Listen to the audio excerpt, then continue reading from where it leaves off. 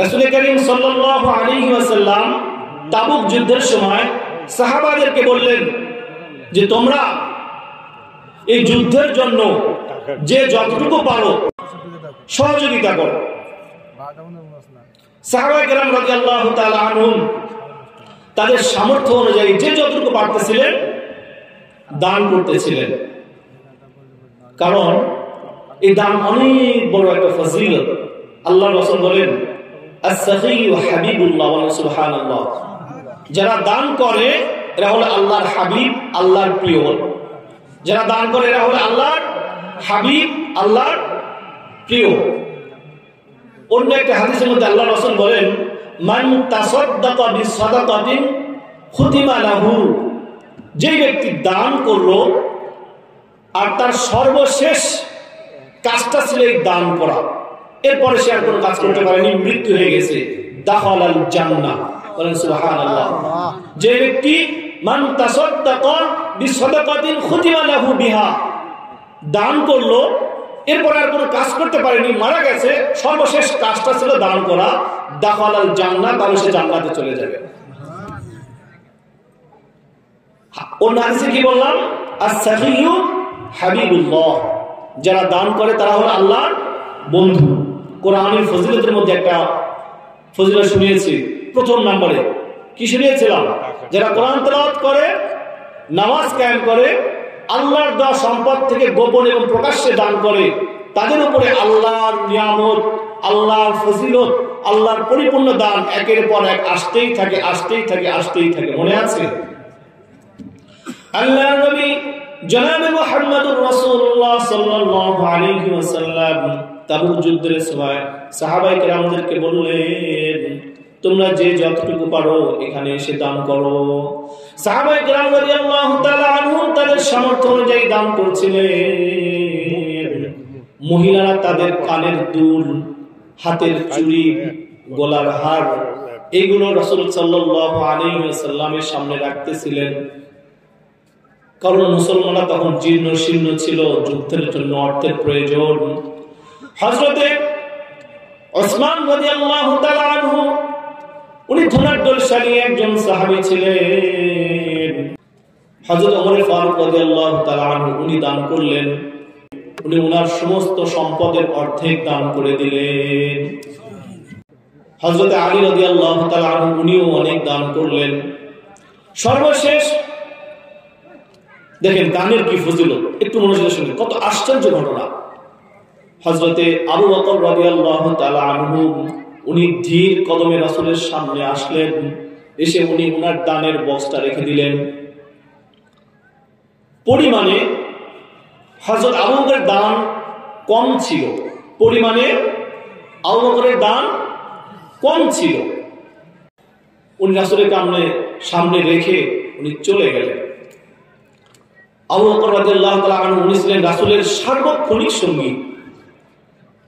কয়েকদিন হয়ে যায়, হযরত আবু বকর আর রাসূলের দরবারে আসেন না। রাসূলের মন বিচলিত হয়ে যায়। রাসূল মনে মনে খুঁজেন ডানে বামে, আবু বকর তো আসে না। আবু বকর কই? যে আবু বকর প্রতি মুহূর্তে রাসূলের সামনে থাকতেন, ওই দানের পর থেকে আবু বকর নাই।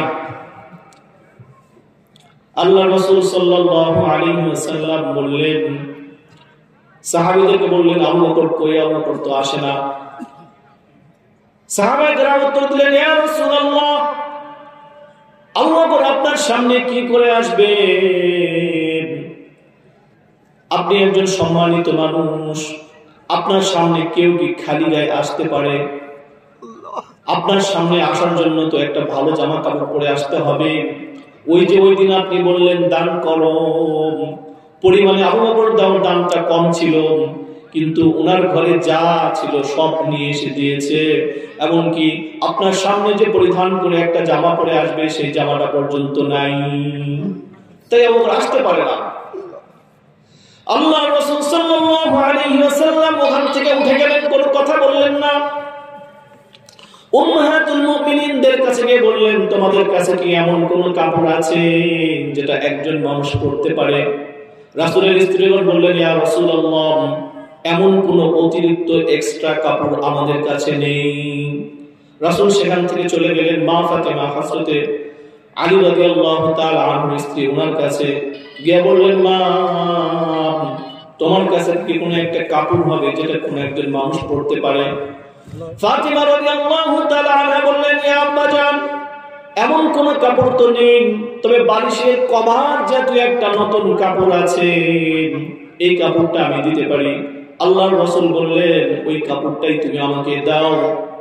এরপরে রাসূল সাল্লাল্লাহু আলাইহি ওয়াসাল্লাম ওই কাপড়টা একজন সাহাবীর হাতে দিয়ে বললেন, যাও আবু বকরের কাছে নিয়ে যাও। আবু বকরকে গিয়ে বলো সে যেন এই কাপড়টা পরে আমার কাছে চলে আসে।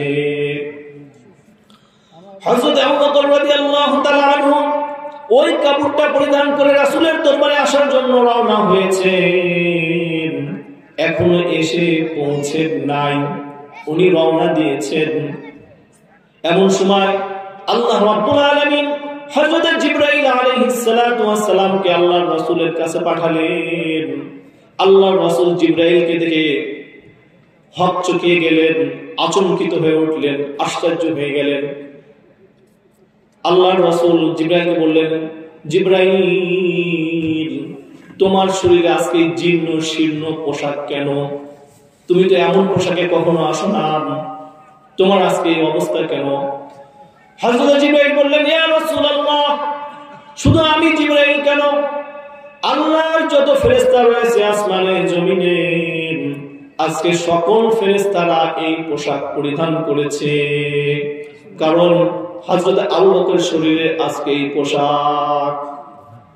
আবু বকরের সম্মানে সব ফেরেশতারা আজকে এই পোশাক পরে আছে। ইয়া রাসূলুল্লাহ, আল্লাহ আমার কাছে একটা পয়গাম দিয়ে আপনার কাছে পাঠিয়েছেন। আবু বকর আপনার কাছে আসতেছে, এখনো আসে নাই, তার আগে আমি আপনার কাছে এসেছি। আবু বকর যখন আপনার কাছে এসে বসবেন, তখন আপনি আবু বকরকে শোনাই দিবেন আল্লাহ তাকে সালাম দিয়েছে। আরো একটি কথা শোনাই দিবেন যে আল্লাহ বলেছেন, আরো একটি কথা শোনাই দিবেন যে আল্লাহ বলেছেন, আমি আবু বকরের উপরে খুশি, আবু বকরের জন্য আমি আল্লাহর উপর খুশি হয়ে যাই। হযরত জিবরাইল চলে গেলেন। আবু বকর রাদিয়াল্লাহু তাআলা আনহু রাসূল করিম সাল্লাল্লাহু আলাইহি ওয়াসাল্লামের কাছে এসে সালাম দিলেন, আসসালামু আলাইকুম ইয়া রাসূলুল্লাহ, আসসালামু আলাইকুম ইয়া হাবিবাল্লাহ। আল্লাহর রাসূল হযরত আবু বকরকে দেখে অনেক খুশি হয়ে গেলেন, আনন্দিত হয়ে গেলেন। বললেন, আবু বকর তুমি আসো, তুমি আমার কাছে আসো, তুমি আমার কাছে আসো, তোমার জন্য আজকে খুব খুশির একটা সংবাদ আছে। হযরত আবু বকর যখন রাসূলের নিকটে আসলেন, আল্লাহর রাসূল বললেন, আবু বকর, একটু আগে জিবরাইল আলাইহিস সালাতু ওয়াস সালাম আমার কাছে এসেছিল, সে এসে বলে গেল আল্লাহ তোমার জন্য দুইটা পয়গাম রেখে গেছে। এক নাম্বার পয়গাম হলো আল্লাহ রাব্বুল আলামিন তোমাকে সালাম দিয়েছে। সুবহানাল্লাহ। হযরত আবু বকর বললেন, ইয়া রাসূলুল্লাহ, আল্লাহর সালাম কিভাবে নিতে হয় তা তো আমি জানি না, আমার পক্ষ থেকে আপনি সালাম নিয়ে দিন। আল্লাহর সালাম কিভাবে নিতে হয় আমি জানি না, আমার সালামের জবাবটা আপনার পক্ষ থেকে দিয়ে দিন। এরপরে আল্লাহর রাসূল বললেন, দ্বিতীয় পয়গাম হলো আল্লাহ বলেছেন, আল্লাহ তুমি আবু বকরের উপরে খুশি, তুমিও আল্লাহর উপর খুশি হয়ে যাও।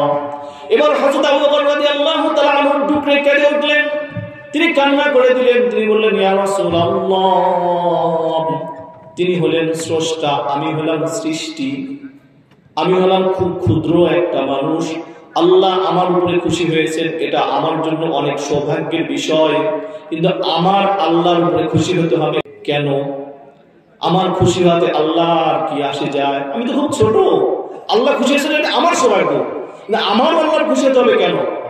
আল্লাহর রাসূল বললেন, আবু বকর আর কোনো কথা বলো না, আল্লাহ এমনটাই নির্দেশ দিয়েছেন। তখন তিনি বললেন, আনা রাদিতু আলাল্লাহ, আমি আল্লাহর উপরে খুশি। এই যে হযরত আবু বকর রাদিয়াল্লাহু তাআলা আনহু, ওনার যে এত মর্যাদা হলো কিসের কারণে? কিসের কারণে? দানের কারণে।